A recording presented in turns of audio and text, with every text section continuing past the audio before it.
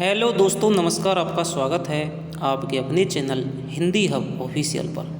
तो दोस्तों, आज आचार्य रामचंद्र शुक्ल की इतिहास की प्रकरण 2 अपभ्रंश काव्य पे हम चर्चा करने वाले हैं। पिछली कक्षा में हमने देखा कि आचार्य शुक्ल ने आदिकाल का जो समय है 1050 से 1375 संवत माना है, यानी कि मोटा मोटा महाराजा भोज के समय से लेकर के हम्मीर देव के समय तक, हम्मीर देव के कुछ पीछे तक आदिकाल यानी वीरगाथा काल का समय है वो माना जा सकता है। इसके बाद में आचार्य शुक्ल ने अपभ्रंश भाषा और लोक भाषा दोनों पर विचार किया है। विद्यापति जैसे कवि ने अपभ्रंश भाषा में भी रचनाएं की हैं, लोक भाषा में भी रचनाएं की हैं। एक तरफ अमीर खुसरो थे जो खड़ी बोली में काव्य रचनाएं कर रहे थे, और दूसरी तरफ विभिन्न जैनों का या फिर आपके नाथ सिद्धों का अपभ्रंश मिश्रित काव्य है। तो इस पे मुख्यतः है वो आचार्य रामचंद्र शुक्ल ने प्रकरण 1 के सामान्य परिचय में चर्चा की है। तो अब हम दोस्तों अपभ्रंश काव्य की रचनाएं कौन कौन सी हैं उन पे हम आज चर्चा करेंगे। तो चलिए शुरुआत करते हैं। प्रकरण 2 अपभ्रंश काव्य। जब से प्राकृत बोलचाल की भाषा ना रह गई तभी से अपभ्रंश साहित्य का आविर्भाव समझना चाहिए। बहुत ही महत्वपूर्ण लाइन है। जब से प्राकृत बोलचाल की भाषा ना रह गई तभी से अपभ्रंश साहित्य का आविर्भाव समझना चाहिए। पहले जैसे गाथा या गाहा कहने से प्राकृत का बोध होता था, वैसे ही पीछे दोहा या दोहा कहने से लोक प्रचलित काव्य भाषा का बोध होने लगा। तो दोस्तों, गाथा या गाहा है वो किसका छंद है? प्राकृत का छंद है। और दोहा जो छंद है वो अपभ्रंश का मुख्य छंद है। तो जब प्राकृत भाषा है वो आपकी क्या है, बोलचाल की भाषा नहीं रहेगी, जन भाषा नहीं रहेगी, लोग बाग है उसको बोलना छोड़ दिया, तब से जो साहित्य की भाषा है वो दोस्तों अपभ्रंश स्थापित हो गई। पहले जो भाषा है दोस्तों वो साहित्य में स्थापित होती है, उसके बाद में जो भाषा है सरल हो करके उसका रूप परिवर्तित हो करके जन भाषा में बदलता है। जैसे पहले साहित्य की भाषा अपभ्रंश हुई, फिर वो धीरे धीरे सरल हो करके उसमें सरलता आई, और उसके बाद में वो अवहट्ट हो गई। फिर अवहट्ट में साहित्य लिखा जाने लगा, फिर उसके बाद में धीरे धीरे वो ब्रज या फिर अवधि में विभिन्न बोलियों में है वो परिवर्तित हो गई। तो जब से प्राकृत बोलचाल की भाषा ना रह गई तभी से अपभ्रंश साहित्य का आविर्भाव समझना चाहिए। पहले जैसे गाथा या गाहा कहने से प्राकृत का बोध होता था, वैसे ही पीछे दोहा या दोहा कहने से अपभ्रंश या लोक प्रचलित काव्य भाषा का बोध होने लगा। इस पुरानी प्रचलित काव्य भाषा में यानी कि अपभ्रंश की काव्य भाषा में नीति, श्रृंगार एवं वीर रस आदि की कविताएं तो चली ही आती थी, किंतु जैन और बौद्ध धर्माचार्य भी अपने मतों की रक्षा और प्रचार के लिए भी उसमें उपदेश आदि की रचना करते थे।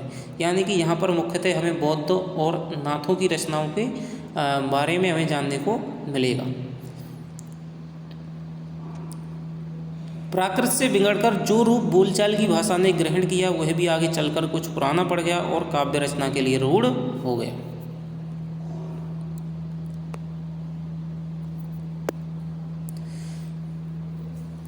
प्राकृत से बिगड़कर जो रूप बोलचाल की भाषा ने ग्रहण किया वह भी आगे चलकर कुछ पुराना पड़ गया या काव्य रचना के लिए रूढ़ हो गया। तो मैंने अभी आपको जैसे अपभ्रंश अवहट्ट की बात बताई थी। अपभ्रंश नाम उसी समय से चला, जब तक भाषा बोलचाल में थी तब तक वह भाषा या देश भाषा ही कहलाती रही, किंतु जब वह भी साहित्य की भाषा हो गई तो उसके लिए भी अपभ्रंश शब्द का व्यवहार होने लगा। यानी कि जब प्राकृत में साहित्य लिखा जाने लगा उसके बाद में अपभ्रंश है वो बोलचाल की भाषा धीरे धीरे प्राकृत से सरल होकर के हो गई। लेकिन जब बोलचाल की जो अपभ्रंश भाषा थी, जब उसमें साहित्य लिखा जाने लगा और फिर उसमें बहुत ज़्यादा साहित्य की रचना होने लगी, तो अपभ्रंश भाषा है वो ही साहित्य के लिए रूढ़ है वो हो गई। जैसे कि पहले संस्कृत भाषा में है वो ग्रंथ लिखे जाते थे, ठीक है, लेकिन बोलचाल की जो भाषा थी वो आपसी बोलियाँ थी, हिंदी हो गई। फिर हिंदी में धीरे धीरे साहित्य की रचना होने लगी और एक समय पर हिंदी ही साहित्य के लिए रूढ़ हो गई। संस्कृत है वो पीछे छुड़ गई। आज बहुत कम साहित्य है वो संस्कृत में लिखा जाता है, तो हिंदी ही क्या है, काव्य भाषा के लिए रूढ़ हो गई, साहित्य लेखन के लिए रूढ़ हो गई। तो आज है वो हिंदी में साहित्य लिखा जाता है। लेकिन आज हमारे बोलचाल की भाषा है वो क्या है, अपनी मातृभाषा कह सकते हैं, या फिर हिंदी और अंग्रेजी या विभिन्न भाषाओं की मिश्रित जो बोली है उसका हम प्रयोग करते हैं। जब तक भाषा बोलचाल में थी तब तक वह भाषा या देशभाषा ही कहलाती रही, किंतु जब वह भी साहित्य की भाषा हो गई तो उसके लिए भी अपभ्रंश शब्द का व्यवहार है वो होने लग गया। अपभ्रंश यानी कि दोस्तों अपने पद से है वो भ्रष्ट, अपभ्रष्ट इसको भी कहा जाता है। भरत मुनि विक्रम की तीसरी शती पूर्व ने अपभ्रंश नाम न देकर लोक भाषा को देश भाषा ही कहा है। तो ये आपका बहुत ही महत्वपूर्ण क्वेश्चन है, कई बार पूछा जा चुका है कि आचार्य भरत मुनि ने अपभ्रंश भाषा को क्या नाम दिया है। तो दोस्तों अपभ्रंश नाम न देकर के लोक भाषा को देश भाषा ही कहा है। वररुचि के प्राकृत प्रकाश में भी अपभ्रंश का उल्लेख नहीं है। अपभ्रंश नाम पहले वल्लभी के राजा धारसेन द्वितीय के शिलालेख में मिलता है। तो ये आपका प्रश्न है वो आ चुका है, ठीक है। बहुत याद रखना आपको कि अपभ्रंश नाम का सबसे पहले उल्लेख कहाँ मिलता है, वल्लभी के राजा धारसेन द्वितीय के शिलालेख में, जिसमें उसके पिता गुहेसेन विक्रम संवत 650 के पहले को संस्कृत प्राकृत अपभ्रंश तीनों का कवि कहा गया है।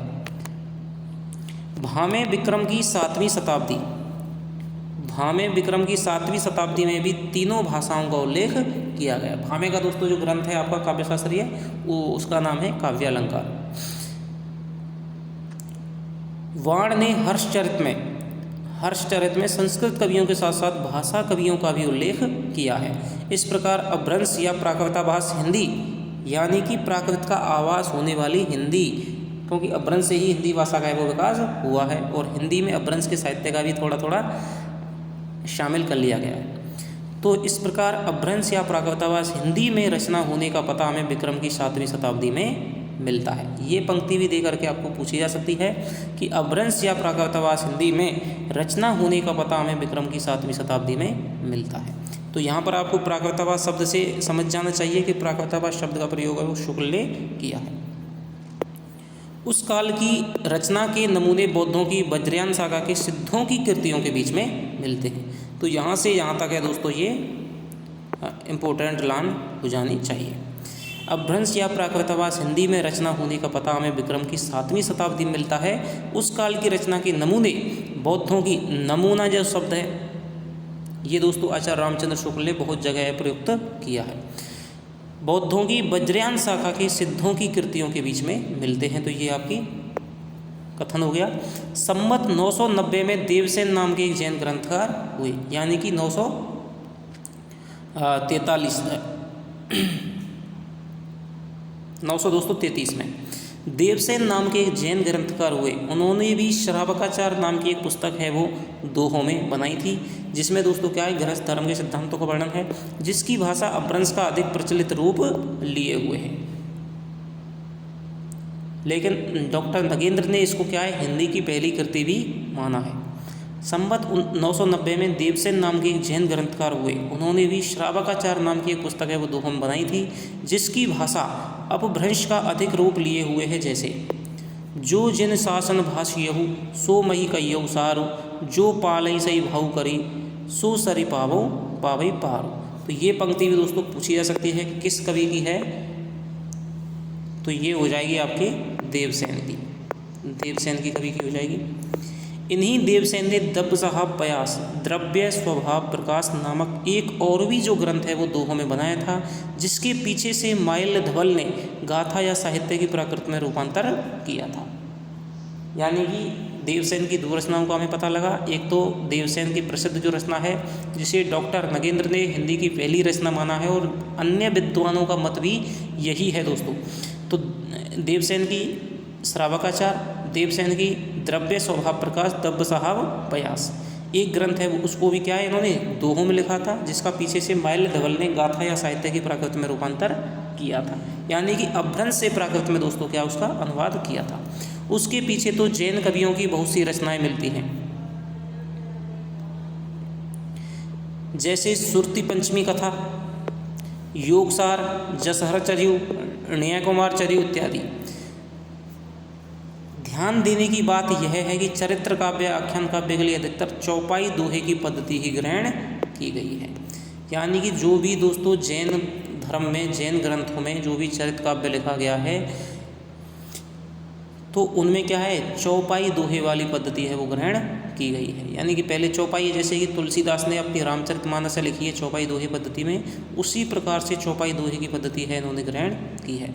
पुष्पदंत अभिमान मेरु जिन्हें कहा जाता है, पुष्पदंत संवत 1029 के आदि पुराण और उत्तर पुराण चौपाइयों में है। यानी कि दोस्तों 10वीं शताब्दी के क्या है, कवि हो जाएंगे। आदि पुराण और उत्तर पुराण है वो चौपाइयों में है। उसी काल के आसपास का जसहर चरियो यानी कि यशोधरा पर चरित्र है भी चौपाइयों में रचा गया है। तो पुष्पदंत की हमने क्या कर ली, एक तो आपके क्या है आदि पुराण हो गया और उत्तर पुराण हो गया। इसके बाद उसी काल के आसपास का जसहर चरियो यशोधरा चरित्र भी उन्होंने क्या है चौपाई दोहों की पद्धति में लिखा है। बिनु धवलेण सयणु किम हल्लई, बिनु जीवेण देहु किम चलई, बिनु जीवेण मोख को पावई, तुम्हारी सु किम अपई आवई। ठीक है,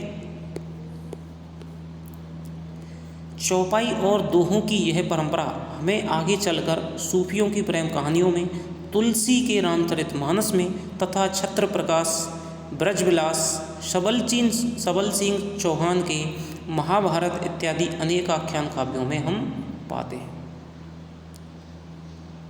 तो जो रामचरितमानस है तो उन्होंने, तुलसीदास है, उन्होंने तो क्या है जायसी की रचना पद्धति को, कड़वक को उठाया है, और जायसी ने यहाँ से जैन ग्रंथों से इस चीज़ को चौपाई दोहे वाली पद्धति को उठाया है।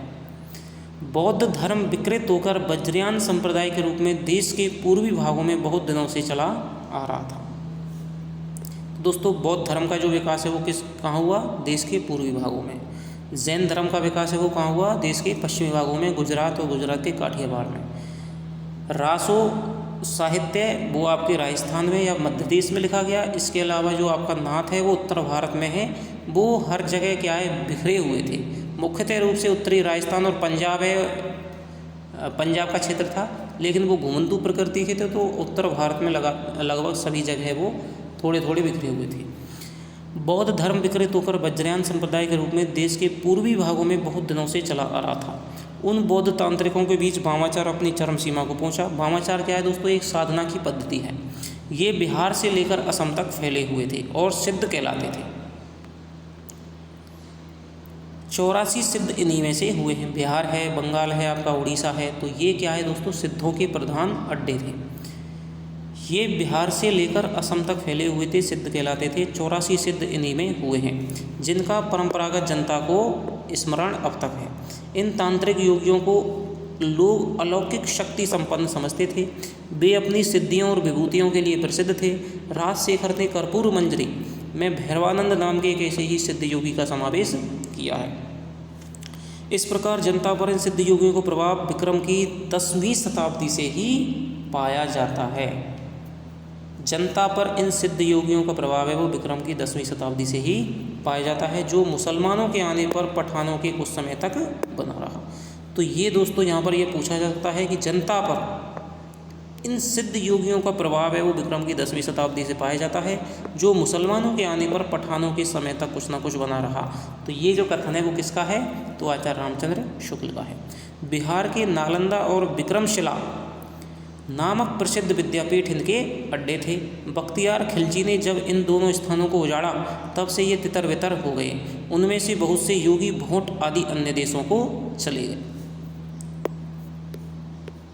भोट आदि यानी कि दोस्तों भूटान आदि देशों को ये चले गए थे। 84 सिद्धों के नाम ये हैं।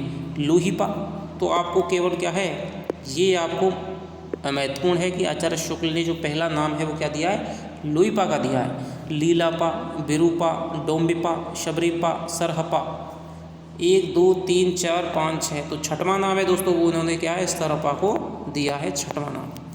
कंकालीपा, मीनपा, गोरक्षपा, चौरंगीपा, वीणापा, शांतिपा, तंतीपा, चमरेपा, खड़गपा, नागार्जुन, कंडप्पा, कर्णेरीपा, थगनपा, नारोपा, सीलपा, तिलोपा, छत्रपा, भद्रपा, दोखंदीपा, अजागिपा, कालपा, धुम्बीपा, कंकड़पा, कमरेपा, डेंगीपा, भदेपा, तंधेपा, कुकरिपा, कुचपा, धर्मपा, महीपा, अचिंतिपा, बल्लपा, नलिनपा, भूसुकपा, इंद्रभूति, मेकोपा, कुठालीपा, कमरेपा, जालंधरपा, राहुलपा, धर्वरीपा, धोकरेपा, मेदनीपा, पंकजपा, घंटापा, जोगीपा, चेलुकपा, गुंडरीपा, निर्गुणपा, जयानंत, चरपटीपा, चंपकपा, भिखनपा, भलीपा, कुमरिप्पा, चमरिप्पा, मणिभद्रपा।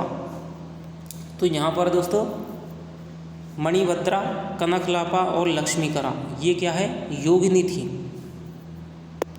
ठीक है, स्त्री जाति भी क्या है थी। और सिद्धों में सभी जातियों के संत थे। जो पीछे आप पापा देख रहे हैं ये क्या है, पा एक आदर्श सूचक के रूप में ये पा शब्द का प्रयोग है वो करते थे। मणिभद्रपा योगिनी, कनकलापा योगिनी, ककलपा, कंतालीपा, दहुरिपा, उधरिपा, कपालपा, किलपा, सागरपा, सरभक्षपा, नागभूतिपा, दारिकपा, पुतलीपा, पनप्पा, कोकालिपा, अनंगपा, लक्ष्मीकरा। ठीक है, समुद्पा, भलीपा। पा आदरार्थक पाद शब्द है। इस सूची के नाम पूर्वापर कालक्रम से नहीं है, इनमें से कई एक सिद्ध समसामयिक भी थे। यानी कि दोस्तों क्या है, ये कालक्रम के अनुसार नहीं है। पहला जो सिद्ध है वो क्या है, सरपा को ही आपको मानना है। ये इन्होंने 84 सिद्धों के नाम दिए हैं। लेकिन इस तरह आपसे पूछा जा सकता है कि शुक्ल ने सिद्धों में पहला जो गणना है वो किस सिद्ध की है, पहला जो नाम है वो किस सिद्ध का लिया है, तो वो आपका लुइपा हो जाएगा। और कौन सा स्थान, नेट वगैरह में ऐसे प्रश्न को पूछने की संभावना ज़्यादा रहती है। और आपके सरपा का कौन सा स्थान है, छठवां। योगिनियों के नाम आपको याद रखने हैं, मणिभद्रपा, कनकलापा, लक्ष्मीकरा। वज्रयान शाखा में जो योगी सिद्ध के नाम से प्रसिद्ध हुए,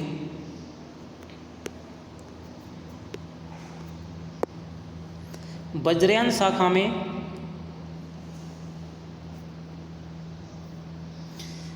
बौद्ध धर्म है दोस्तों, वो आपका क्या है, चतुर्थ बौद्ध संगीति के बाद में दो भागों में बट गया था, एक तो हीनयान और एक महायान। तो जो हीनयान धर्म है दोस्तों उसका मंत्रयान, और मंत्रयान के आगे दोस्तों उसका विकास हुआ था वज्रयान में। तो वज्रयान का ही मतलब दोस्तों क्या है, वज्र की सी कठोर साधना करने वाले। ये बहुत ही क्या है, कठोर साधना करते थे, इसलिए शाखा का नाम है दोस्तों वज्रयान पड़ गया। और इन्हीं से, वज्रयान से ही दोस्तों क्या है, सिद्धों की परंपरा का संबंध है वो माना जाता है। तो वज्रयानी सिद्ध थे, जो सिद्ध थे वो वज्रयानी शाखा से संबंधित थे। वज्रयान शाखा में जो योगी सिद्ध के नाम से प्रसिद्ध हुए, वे अपनी मत का संस्कार जनता पर भी डालना चाहते थे। इससे वे संस्कृत रचनाओं के अतिरिक्त अपनी वाणी अपभ्रंश मिश्रित देश भाषा या काव्य भाषा में बराबर सुनाते रहे। यानी दोस्तों उस समय साहित्य की जो भाषा थी वो तो क्या थी, प्राकृत थी या संस्कृत थी। ठीक है, उस समय के जो प्रधान ग्रंथ लिखे जाते थे, लेकिन उस समय देश भाषा क्या हो गई थी, अपभ्रंश हो गई थी। तो सिद्धों ने क्या है, अपभ्रंश भाषा में है रचना करना है वो शुरू कर दिया। अपभ्रंश मिश्रित देश भाषा या काव्य भाषा में भी बराबर सुनाते रहे। उनकी रचनाओं का एक संग्रह पहले महामहोपाध्याय हरप्रसाद शास्त्री ने बंगला अक्षरों में बौद्धगानो दोहा के नाम से है निकाला था। दोस्तों सिद्ध साहित्य पे काम करने वाले मुख्यतः कितने लोग हैं, एक तो हरप्रसाद शास्त्री है, एक आपके राहुल संकृत्यायन है। बांग्ला अक्षरों में बौद्धगानो दोहा, तो बौद्धगानो दोहा से पूछा जा सकता है किसका है, तो हरप्रसाद शास्त्री का है। महामहोपाध्याय हरप्रसाद शास्त्री ने बांग्ला अक्षरों में बौद्धगानो दोहा नाम से निकाला था। नेपाल से दोस्तों ये बौद्ध साहित्य की है वो पांडुलिपियाँ लेकर के आई थी। पीछे त्रिपिटकाचार्य राहुल संकृत्यायन जी भी भोट देश से जाकर सिद्धों की और भी बहुत सी रचनाएं हैं वो लाए। यानी तिब्बत आदि से, भूटान आदि से जाकर के ये सिद्धों की रचनाएं बहुत सी लाए थे। सिद्धों में सबसे पुराने सरह सरोज वज्र भी हैं। सरह यानी कि दोस्तों क्या है, सरपा, जिन्हें क्या है सरह वज्र कहा जाता है, राहुल भद्र कहा जाता है, जिनका काल डॉक्टर विनय तोष भट्टाचार्य ने विक्रम संवत 690 स्थापित किया है। उनकी रचना के कुछ नमूने इस प्रकार दिए जाते हैं।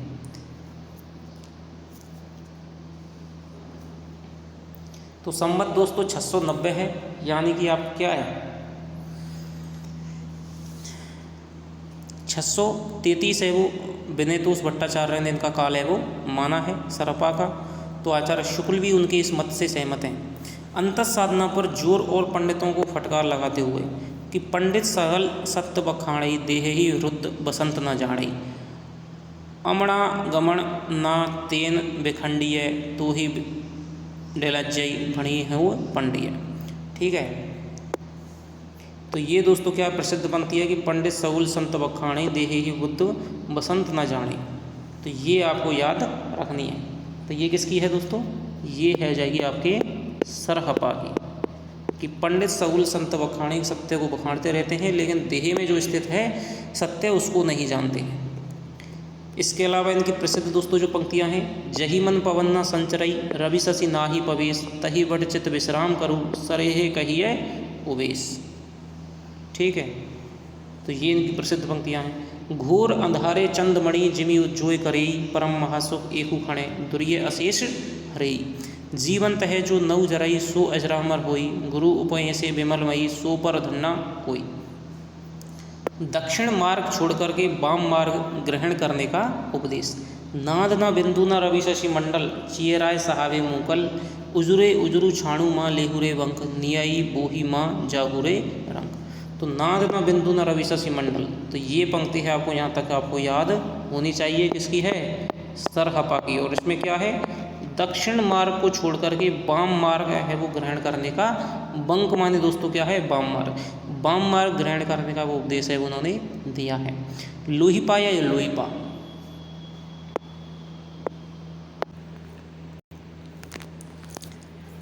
तो दोस्तों अब हम पढ़ेंगे लोहिपा को। लोहिपा का जो दोस्तों जन्म है इन्होंने क्या है 830 के संवत के आसपास है वो माना है। गीतों से इनके क्या है कुछ पंक्तियां हैं। कौवा तरवर पंच बिडाल, चंचल चिए पैठा काल। बहुत ही प्रसिद्ध इनकी पंक्ति है लोहिपा की। कौवा तरवर पंच बिडाल, चंचल चिए पैठा काल। कौवा तरवर पंच बिडाल, चंचल चिए पैठा काल। दिट करिए महासुह परिमाण, लोई भुणई गुरु पुछिए जान। तो हम दोस्तों क्या है इसका अध्ययन है वो प्रतियोगी परीक्षाओं के स्तर से कर रहे हैं। तो आपको उन्हीं पंक्तियों को याद रखना है जो आपसे पूछने की संभावना बहुत ज़्यादा है। यदि आप हर पंक्ति को याद करने लगे तो इसमें बहुत सारी पंक्तियों के है वो क्या है उदाहरण दिए गए हैं, तो उनसे आपका कोई मतलब नहीं है। तो कौवा तरवर पंच बिडाल, चंचल चिए पैठा काल, ये आपको याद रखनी है। भावना होई अभावण जाई, ये भी आपको यहाँ तक है वो पंक्ति याद रखनी है। तो लोहिपा की दोस्तों पंक्ति है, ऐस संभो है कोपति आई, लुई भणई बट दुलख बिड़ाड़, तिये धाये बिलसई एह लागे आण।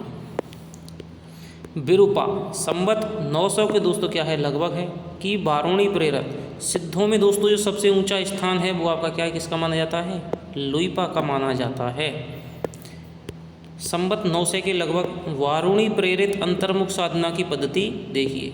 सहजे थिर करी बारूणी साध, अजरामर होई दिट कांट, 10वीं दुआर चिन्ह देखई, आयल ग्राहक अपने बहिया, चयसटी धणिये देट पसारा, पैठल ग्राहक नहीं निसारा। तो बहुत ही दोस्तों क्या है कठिन शब्दावली है, संधा भाषा का इसमें क्या है प्रयोग देखने को मिलता है। वामाचार साधना पद्धति है और आपका क्या है अंतः साधना पर इन्होंने क्या है जोर दिया है और उसी की इन्होंने व्याख्या की है संधा भाषा में, जिसमें क्या है इसकी एक अपनी शब्दावली होती है, उनके अर्थ जानने पर ही क्या है आप इनकी कही गई बात का मर्म है वो जान सकते हैं। कंडप्पा संवत 900 के उपरांत की वाणी के कुछ खंड नीचे उद्धृत किए जाते हैं। एक कण किज्जई मंत्रण तंत्र, ये दोस्तों आपको यहाँ तक केवल यहाँ तक याद रखनी है। एक कण किज्जई मंत्रण तंत्र, डिये धरणी लई केली करंत, डिये घर धरणी जावण ने मज्जई, ताव की पंच वर्ण बिहर जई, जिमि लौण बिलज्जई पाणी यही। ये पंक्ति इनकी क्या है महत्वपूर्ण है। जिमि लौण बिलज्जई पाणी यही, तिमि घरणी लई चित्त, समरस जई तखणे जणु पुंड सम नित्य। वज्रयानियों की योग तंत्र साधनाओं में मध्य तथा स्त्रियों का विशेषतर डोमनी रजकी आदि का अबाध सेवन एक आवश्यक अंग था। यानी कि जो नारी भोग है नारी संसर्ग है उसको दोस्तों ये बुरा नहीं मानते थे, उसको तो साधना में क्या है एक आवश्यक अंग है वो मानते थे, क्योंकि इनकी वामाचार साधना पद्धति थी। वामाचार साधना पद्धति में दोस्तों पंच तत्वों पंचमकार साधना यानी कि मत्स्य मुद्रा मैथुन, ठीक है, तो पंच मकारों से क्या है ये साधना करते थे, उनको आवश्यक मानते थे, तभी साधना इनकी क्या है पूरी होती थी। बिना नारी के इनकी साधना है वो दोस्तों अपूर्ण थी, उसको क्या है योगनी नाम दिया गया था। वज्रयानियों की सिद्ध कंडप्पा डोमनी का आह्वान डोमनी का आह्वान गीत इस प्रकार गाते हैं। नगर बाहिरे डोमनी तोहरी कुड़िया छाई, छोई जाई सो बात बहम नाड़िया। तो ये दोस्तों कंडप्पा का ये आपको याद रखना है। नगर बाहिरे डोंबी तोहरी कुड़िया छई, छोई जाई सो बाहिय नाड़िया। आलो डोंबी तोय सब करवे करेब में सांग, निघिण कंढे कपाली चुई लाग, 100 पद्मा चौघटी पाकुड़ी, तड़ी चढ़ी नाचे डोंबी बापुड़ी। हालो डोंबी तो पुछमी सद्भावे, ऐससी जासी डोंबी कहारी नावे। गंगा जमुना माझेरे बहर नाई। तो ये भी दोस्तों क्या है, कंडप्पा की पंक्ति है, ये आपको याद रखनी है। गंगा जमुना माझेरे बहरी नाई, ताही बुडली मतंगी पुइया लीले पार करी, बाहतु डोंबी बाहलो डोंबी, बाढ़ते भेल उछारा, सदगुरु पाए पे जाए पुणी जण उरा। कोवा नावड़ी का नावड़ी खंटी मन करियाल, सदगुरु मणिये घर पतवाल, जिये थिर करी गहुरे नाई, अन्न उपाय पालने जाई। कापालिक जोगियों से बचे रहने का उपदेश घर में सास ननद आदि देती ही रहती थी, फिर भी वे अपनी ओर आकर्षित होती थी, उनकी ओर आकर्षित होती थी, जैसे कृष्ण की ओर गोपियाँ होती थी।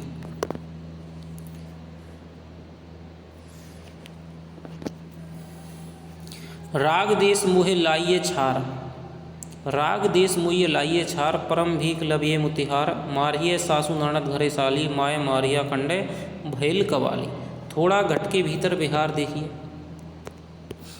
नाड़ी शक्ति दिए धरिये खदे, अनहे डमरू बाजई वीर नादे, कांढे कपाली जोगी पैठ अचारे, देह नैरी बिहरई एकारे।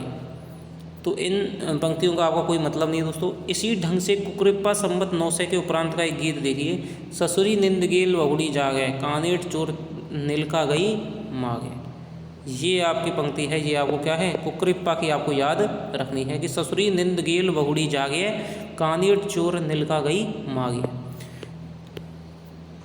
रहस्य मार्गियों की सामान्य प्रवृत्ति के अनुसार, रहस्य मार्गियों की सामान्य प्रवृत्ति के अनुसार सिद्ध लोग अपनी वाणी को ऐसी पहेली के रूप में रखते थे जो कोई बिरला ही बूझ सकता था। सिद्ध तांतिपा की अटपटी वाणी सुनिए। तो दोस्तों क्या है, रहस्य मार्ग रहस्य साधना का प्रधान था, इसीलिए आचार्य शुक्ल ने बौद्धों को, सिद्धों की रचनाओं को हिंदी साहित्य से क्या है, बाहर रखा है। ये तो थोड़ा क्या है, परंपरा को समझ सकें कि कैसे हिंदी का है वो विकास हुआ था, उसकी लिए ही यहाँ पर इन्होंने क्या है, इनका स्थान दिया है, नहीं तो इनकी रचनाओं को बाहर कर दिया है हिंदी साहित्य से।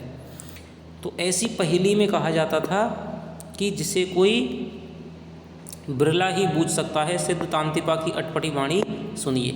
बैंग संसार बाढ़ेल जाए, दुहिल दूध के बेटे समाए, बलद बियायल कि बलद यानी बैल तो ब्याता है, और गबिया बाँझ गाय बाँझ हो गई है, पिटा दुहिए इतना साँचे, जो सो बुज्जी सो धनी बुद्धि, जो सो चोर सोई साथी, निते निते प्याला सिए बूझिए, ढेड़ पायर गीत बिरला सूझे। यानी जो मन में आ रहा है अटपटी वाणी अपनी इन्होंने क्या है, अंतःसाधना की प्रणाली के आधार पर अपनी भाषा में, योग की भाषा में, संध्या भाषा में इन्होंने क्या है, अपनी अभिव्यक्तियाँ की हैं, जिनको हर कोई नहीं समझ सकता है। बौद्ध धर्म ने जब तांत्रिक रूप धारण किया तब उसमें से 5 ध्यानी बुद्धों और उनकी शक्तियों के अतिरिक्त अनेक बोधिसत्वों की भावना की गई जो सृष्टि का प्रचालन करते हैं। वज्रयान में आकर महासुखवाद का प्रवर्तन हुआ। प्रज्ञा और उपाय के योग से मासो दशा की प्राप्ति मानी गई। तो ये आपसे पूछा जा सकता है, ठीक है, कि महासुखवाद की प्राप्ति है वो किसके उपाय के योग से, किसके योग से मानी जा सकती है? तो प्रज्ञा और उपाय के योग से इस महासुख दशा की प्राप्ति मानी गई है। इसे आनंद स्वरूप ईश्वरत्व ही समझिए। सिद्धों में क्या कहा गया है, जिसे हम ईश्वर प्राप्ति कहते हैं, उसे कहा गया है महासुख। महासुखवाद निर्वाण के 3 अवयव ठहराए गए, शून्य, विज्ञान और महासुख। शून्य पहला है, विज्ञान उससे ऊपर है, फिर महासुख है वो सबसे अंत में है। तो निर्वाण के 3 अवयव ठहराए गए, शून्य, विज्ञान और महासुख। उपनिषद में तो ब्रह्मानंद के सुख के परिणाम का अंदाजा करने के लिए, उपनिषद में तो ब्रह्मानंद के सुख के परिणाम का अंदाजा करने के लिए उसे सहवास सुख से 100 गुना कहा गया, पर वज्रयान में निर्वाण के सुख का स्वरूप ही सहवास सुख के समान माना गया, यानी कि स्त्री संसर्ग के समान माना गया है। पर वज्रयान युग में निर्वाण के सुख का स्वरूप यानी कि जो महासुख है उसका जो स्वरूप है दोस्तों, उसका आनंद कैसा होगा, जैसे स्त्री को पुरुष के साथ में, पुरुष को स्त्री के साथ में संभोग करने पर जो जिस सुख का आनंद होता है, तो उसी सुख के समान है वो निर्वाण में सुख प्राप्त होता है। तो इनकी जो साधना थी दोस्तों वो पूरी ही देह पर आधारित थी, ठीक है, देह पर आधारित थी और सहवास सुख को ही ये क्या है परम सुख मानते थे। स्त्री का भोग है वो इनका साधना का अनिवार्य अंग था। शक्तियों सहित देवताओं के युगनद स्वरूप की भावना चली। शक्तियों सहित यानी पहले दोस्तों क्या है एकल मूर्तियाँ होती थीं, उससे पहले एकल पूजाएं होती थीं, लेकिन उसके बाद में क्या युगनद मूर्तियाँ चल गई, ठीक है, स्त्री पुरुष की दोनों की साथ में मूर्तियाँ चलने लगीं और उन नग्न मूर्तियाँ सहवास की अनेक अश्लील मुद्राओं में बनने लगीं। जैसे कि आपकी ये उसी समय के बने हुए हैं, आपका खजुराहो का जो मंदिर है, ठीक है, बारा में बंडदेवरा का मंदिर है, बेवाड़ में मंदिर है, ठीक है, आपके उधर मंदिर है, बाड़मेर में मंदिर है। तो ये मंदिर हैं जो आपके अश्लील मुद्राओं बने हुए हैं, ये दोस्तों उसी समय के बने हुए हैं। उनकी नग्न मूर्तियाँ सहवास की अनेक अश्लील मुद्राओं में बनने लगीं, जो कहीं कहीं अब भी मिलती हैं। रहस्य या गुह्य की प्रवृत्ति बढ़ती गई और गुह्य समाज या श्री समाज स्थान स्थान पर स्थापित होने लगे। तो आपसे पूछा जा सकता है कि गुह्य समाज या श्री समाज का संबंध है वो किस शाखा से है, तो आपको बताना है बौद्ध शाखा से इनका संबंध है। ऊंचे नीचे कई वर्णों की स्त्रियों को लेकर मद्यपान के साथ अनेक विभत्स विधान वज्रयानियों की साधना के प्रधान अंग थे। सिद्धि प्राप्त करने के लिए किसी स्त्री का जैसे शक्ति योगिनी या महामुद्रा कहा जाता है। कि महामुद्रा क्या है, आपसे पूछा जाता है महामुद्रा क्या है, तो दोस्तों सिद्धों की साधना के लिए आवश्यक स्त्री को क्या है महामुद्रा कहते हैं, योगिनी या महामुद्रा। योग या सेवन आवश्यक था, इसमें कोई संदेह नहीं कि जिस समय मुसलमान भारत में आए उस समय देश के पूर्वी भाग में बिहार, बंगाल और उड़ीसा में धर्म के नाम पर बहुत अधिक दुराचार फैला हुआ था।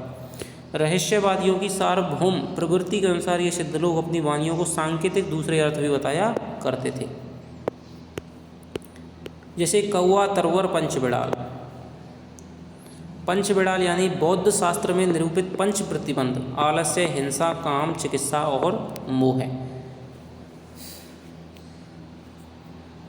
आलस्य, हिंसा, काम, चिकित्सा और मोह है। ध्यान देने की बात यह है कि विकारों की यही 5 संख्या निर्गुण धारा के संतों और हिंदी के सूफी कवियों ने लिखी। हिंदू शास्त्रों में विकारों की बधी संख्या 6 है, यानी कि उपनिषद आगे हैं उनमें क्या है विकार 6 प्रकार के बताए गए हैं, लेकिन सिद्धों ने विकारों को क्या है 5 माना है। और यही 5 संख्या काम, क्रोध, लोभ, मद, मोह है। तो 5 संख्या है दोस्तों, यहाँ पर आपके संतों के यहाँ पर भी मिलती है, ठीक है, और यही है सूफियों के यहाँ पर भी मिलती है। तो जो विकारों की संख्या है दोस्तों 5 है, क्या है प्रसिद्ध हो गई किसके बाद में, पंचबिड़ाल यानी सिद्धों के बाद में। गंगा, जमुना, माझे, बहरे नाई। तो एड़ा पिंगला के बीच सुषुम्ना नाड़ी के मार्ग से शून्य देश की ओर यात्रा, इसी से भी अपनी वाणियों को संध्या भाषा कहते थे, क्योंकि सांकेतिक भाषा में इनका क्या है अभिव्यक्त करते थे। तो एड़ा पिंगला, एड़ा और दोस्तों क्या है पिंगला, दोनों नाड़ियाँ हैं, एक सूर्य नाड़ी एक चंद्र नाड़ी है। एड़ा को दोस्तों क्या है सूर्य नाड़ी कहा जाता है, पिंगला को चंद्र नाड़ी कहा जाता है, और इनके बीच की जो आपकी रीढ़ की हड्डी होती है उसको क्या है सुषुम्ना नाड़ी कहा जाता है। जब एड़ा और पिंगला पर अपने प्राण पर आदमी का अधिकार होता है तो यहाँ पर मूलाधार चक्र पर दोस्तों कुंडलनी पड़ी हुई रहती है। जब वो जागृत होती है तो धीरे धीरे यहाँ से पहुँचते हुए यहाँ पर सिर है, यहाँ पे ब्रह्मरंध्र है, तो उसमें जा कर के है वो ऊर्जा इकट्ठी होने लगती है और वहाँ से फिर आपकी मुक्त होती है। जो सामान्य आदमी होता है उसकी ऊर्जा है दोस्तों काम के केंद्र से या फिर अन्य द्वारों से उसकी मुक्त होती है, लेकिन जो योगी आदमी होता है उसकी जो ऊर्जा है वो आपके ब्रह्मरंध्र से होकर के मुक्त होती है।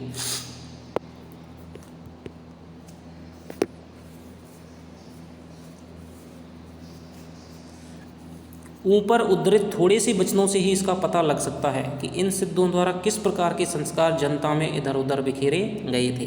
जनता की श्रद्धा शास्त्रज्ञ विद्वानों पर से हटाकर अंतर्मुख साधना वाले योगियों पर जमाने का प्रयत्न सरह के इस वचन घट में ही बुद्ध है यह नहीं जानता, आवागमन को भी खंडित नहीं किया तो भी निर्लज्ज कहता है कि मैं पंडित हूँ, मैं स्पष्ट झलकता है कि पंडित सऊल संत बखाणे देहे ही बुद्ध बसंत ना जाने। तो इसका क्या है दोस्तों कि सरह के इस वचन में घट में ही कि देही बुद्ध बसंतनत की देह में जो बुद्ध है उसको तू नहीं जानता, यानी कि इनकी जो साधना है पूरी देह पर, शरीर पर आधारित थी। आवागमन को भी खंडित नहीं किया, तो भी निर्लज कहता है कि मैं पंडित हूँ। तो किसका पंडित है? जब देह में स्थित। और यही आपको कबीर में दोस्तों देखने को मिलता है कि वो को कहाँ ढूंढे बंदे, मैं तो तेरे पास में। ठीक है, जो खोजी हो तो तिरते मिलिए। तो अपने अंदर ही है वो ईश्वर का निवास बताया, तो उसकी जो परंपरा है वो यहाँ सिद्धों से प्रारंभ होती है। मैं स्पष्ट झलकता हूँ, यहाँ पर यह समझ लेना चाहिए कि योग मार्गी बौद्धों ने ईश्वरत्व की भावना है वो कर ली थी, इसका दोस्तों कोई मतलब नहीं है। इसी प्रकार जहाँ रवि शशि पवन आदि की गति नहीं, वहाँ चित्त को विश्राम कराने का दावा, ऋजु सीधे मार्ग को छोड़ करके बंक टेढ़ा मार्ग ग्रहण करने का उपदेश भी है। यानी क्या है कि चित्त को विश्राम, जहाँ मन पवन न संचरई, कि जहाँ पर पवन का संचार नहीं होता है, रवि शशि ना है पवेश, ठीक है, तही बट चित्त विश्राम करूँ सर ये कहिए ओवेश। तो इसका ये हो जाएगा। लेहू छाड़ी मार लेहू रे बंक, तो उसका ये हो जाएगा। सीधे दक्षिण मार्ग को छोड़ करके बंक मार्ग को ग्रहण करने का जो उपदेश है वो भी है। सिद्ध कंडप्पा कहते हैं कि जब तक अपनी गृहिणी का उपभोग ना करेगा तब तक पंचवर्ण की स्त्रियों के साथ में विहार क्या करेगा। वज्रयान में महासु है, महासुख की वह दशा बतलाई गई है, इसमें साधक शून्य में इस प्रकार विलीन हो जाता है जिस प्रकार नमक जिमी नौण बिलज्जई पानी में। ठीक है, वो पंक्ति अभी हमने पढ़ी थी कि वज्रयान में महासुख की दशा वह बतलाई गई है जिस प्रकार साधक शून्य में इस प्रकार विलीन हो जाता है जैसे नमक पानी में विलीन हो जाता है। इस दशा का प्रतीक खड़ा करने के लिए युगनद स्त्री पुरुष का आलिंगनबद्ध जोड़ा की भावना की गई। कंडप्पा का यह वचन कि जिमी लौण बिलज्जई पानी यही तिमी घरणी लाई चित्त, इसी सिद्धांत का द्योतक है। कहने की आवश्यकता नहीं कि कौल कापालिक आदि इन्हीं वज्रयानियों से निकली। बौद्धों की दोस्तों अन्य शाखाएं हैं, कौल है, जैसे कापालिक है, कापालिक के घोर अघोरी होते हैं जो साधना करते हैं। कैसी ही शुद्ध और सात्विक धर्म हो, गुह्य और रहस्य के प्रवेश से वह किस प्रकार विकृत और पाखंडपूर्ण हो जाता है, वज्रयान इसका प्रमाण है। तो ये पंक्ति भी आपसे दोस्तों पूछी जा सकती है। तो आचार्य रामचंद्र शुक्ल को दोस्तों रहस्यवाद है, गुह्यवाद है, ठीक है, ये बिल्कुल भी पसंद नहीं था। इसीलिए इन्होंने जिन जिन में रहस्यवाद मिलता है उनकी दोस्तों इन्होंने पूर्णतः उपेक्षा की है। जैसे कि यहाँ पर सिद्धों की, नाथों की, उसके बाद में आपके कबीरदास की, उसके बाद में आपके जयशंकर प्रसाद के छायावादी काव्य की, वहाँ पर भी दोस्तों रहस्यवाद मिलता है। तो जहाँ पर रहस्यवाद मिलता है उसकी शुक्ल ने अपने इतिहास में, अपनी आलोचना में महत्वपूर्ण स्थान नहीं दिया है। कैसा ही शुद्ध और सात्विक धर्म हो, गुह्य और रहस्य के प्रवेश से वह किस प्रकार विकृत और पाखंडपूर्ण हो जाता है, वज्रयान इसका प्रमाण है। तो दोस्तों यहाँ की क्लास में इतना ही पढ़ेंगे। सिद्ध साहित्य हमारा पूरा हो चुका है शुक्ल की किताब से। आगे हम नाथों पे चर्चा करेंगे। तो चलिए आपसे मिलते हैं अगली क्लास में, तब तक के लिए धन्यवाद।